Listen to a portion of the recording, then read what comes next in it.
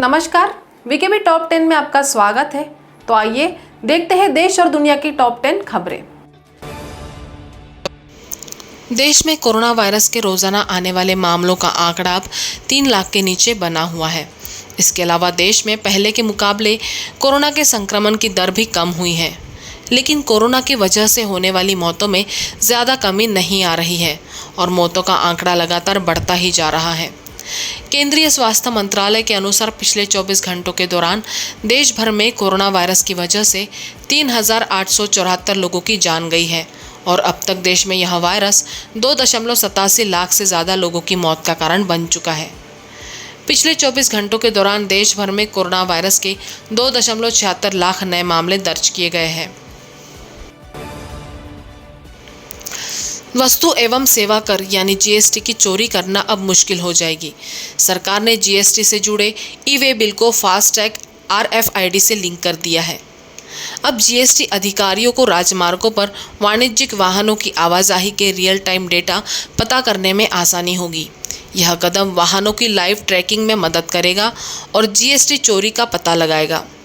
कर अधिकारियों के ई-वे बिल मोबाइल एप्लीकेशन में अतिरिक्त विशेषताएं जोड़ी गई हैं, जो उन्हें ई-वे बिल प्रणाली का दुरुपयोग करने वाले कर चोरों को पकड़ने में मदद करने के लिए ई-वे बिल और वाहन का रियल टाइम ट्रैकिंग विवरण प्रदान करेगी। अरब सागर में 4 दिन पहले मुंबई से 35 समुद्री मील की दूरी पर डूबे जहाज पर मौजूद लोगों में से ONGC के 38 कर्मचारी अब भी लापता है। उन्हें खोजने के लिए नौसेना का तलाश एवं बचाव अभियान जारी है। ताउते तूफान ने मुंबई तट पर बड़ी तबाही मचाई थी। लापता लोगों की तलाश में नौसेना बड़े पैमाने पर 24 घंटे बचाव प्रयास का नेतृत्व कर रही है, जिसमें इसके कई जहाज P-81 टोही विमान और सी किंग हेलीकॉप्टर, साथ ही तटरक्षक और ONGC के जहाज शामिल हैं, ताकि डूबे हुए बजरे और अन्य जहाज़ों से बचे लोगों का पता लगाया जा सके।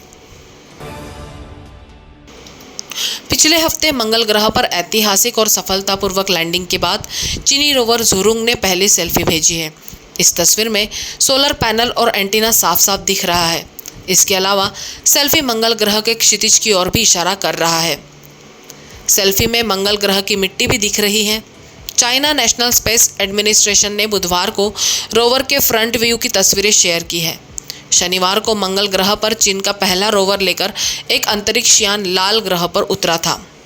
यह किसी भी देश द्वारा अपने पहले मंगल मिशन पर उतरने वाला पहला सफल परीक्षण है। इसके साथ ही चीन मंगल ग्रह पर रोवर उतारने वाला दुनिया का दूसरा देश बन गया है। कोरोना संक्रमण के बढ़ते मामलों को देखते हुए भारतीय बैंक संघ IBA ने देश के सभी बैंकों को सलाह दी है कि वो सुबह 10 से दोपहर 2 बजे के बीच काम के घंटे को सीमित रखें। भारतीय बैंक संघ ने बैंक कर्मियों की सुरक्षा के मुद्दे पर पिछले महीने राज्य स्तरीय बैंकर्स समिति के संयोजकों से कहा कि वह संबंधित राज्यों में व्याप्त कोविड-19 की स्थिति और ज़रूरतों के मुताबिक बैंक शाखाओं की मानक परिचालन प्रक्रिया में सुधार कर सकते हैं। इस निर्देश के बाद देश के सबसे बड़े सरकारी bank state bank of India के साथ ही अन्य सरकारी और प्राइवेट बैंक ने भी यह नियम लागू कर दिए हैं। हालांकि कोरोना के केसों के हिसाब से राज्य स्तरीय बैंकर्स समिति यह तय करेगी कि इस नए नियम को किन क्षेत्रों में लागू किया जाना है।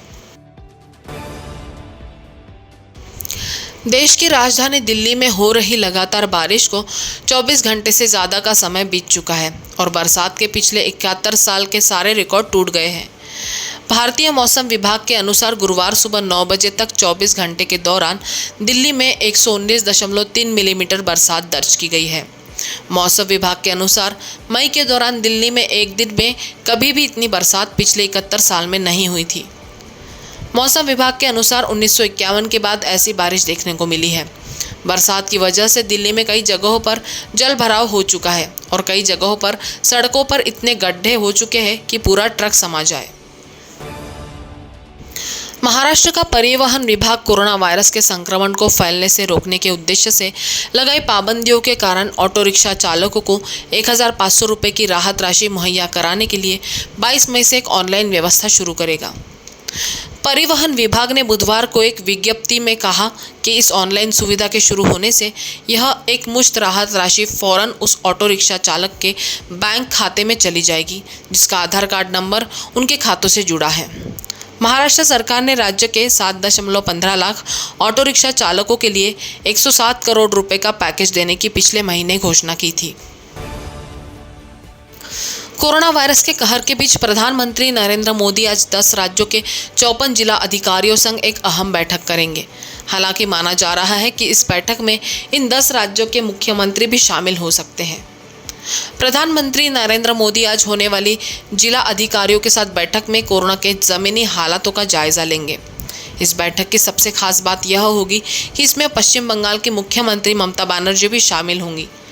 इससे पहले कई बैठकों से ममता बनर्जी किनारा कर चुकी है।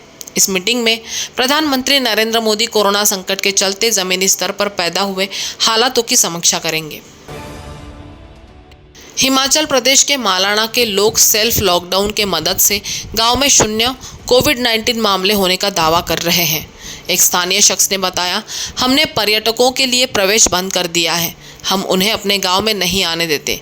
यहाँ कोई कोविड मामला नहीं है। हम सेल्फ लॉकडाउन का पालन कर रहे हैं। इस गांव की आबादी 2500 है। गांव कमेटी ने मार्च माह के दूसरे सप्ताह में ही निर्णय लिया था कि अगस्त तक पर्यटकों की आवाजाही पर रोक रहेगी। मलाना के लोग भी ज़रूरी काम के लिए पंचायत के बाहर जा सकते हैं। बिना कार्य के लोगों को पंचायत के बाहर जाने की अनुमति नहीं थी। गांव के लोगों ने पंचायत के चारों तरफ पहरा दिया, जिसके चलते गांव में कोई भी बाहरी व्यक्ति नहीं आया। काम करने और बसने के लायक देशों की वैश्विक सूची में भारत को निचले स्तर पर रखा गया है। विदेशी मूल के लोगों की पसंद पर आधारित एक सूचकांक एक्सपेट इनसाइडर 2021 के जरिए यह जानकारी सामने आई। भारत की इस स्थिति के लिए कोरोना काल की स्थितियों को भी जिम्मेदार माना गया है। यह सूचकांक अपने मूल देश को छोड़कर दूसरे देश को रहने व काम के लिए चुनने वालों की पसंद पर आधारित है, जो हर साल जर्मनी का प्रतिष्ठित संगठन इंटरनेशंस जारी करती है। इस सर्वे में 59 देशों के 12,420 ऐसे लोगों को शामिल किया गया जो उस देश के मूल निवासी नहीं थे। इन एक्सपर्ट से उस देश में जीवन की गुणवत्ता, आर्थिक खर्च, रोजगार, चिकित्सा तंत्र आदि के बारे में प्रश्न पूछकर उसके आधार पर रैंकिंग दी गई। तो टॉप 10 के खबरों के सफर में अभी इतना ही। आपसे फिर मुलाकात होगी। तब तक बने रहिए वीकेबी न्यूज़ के साथ। नमस्कार।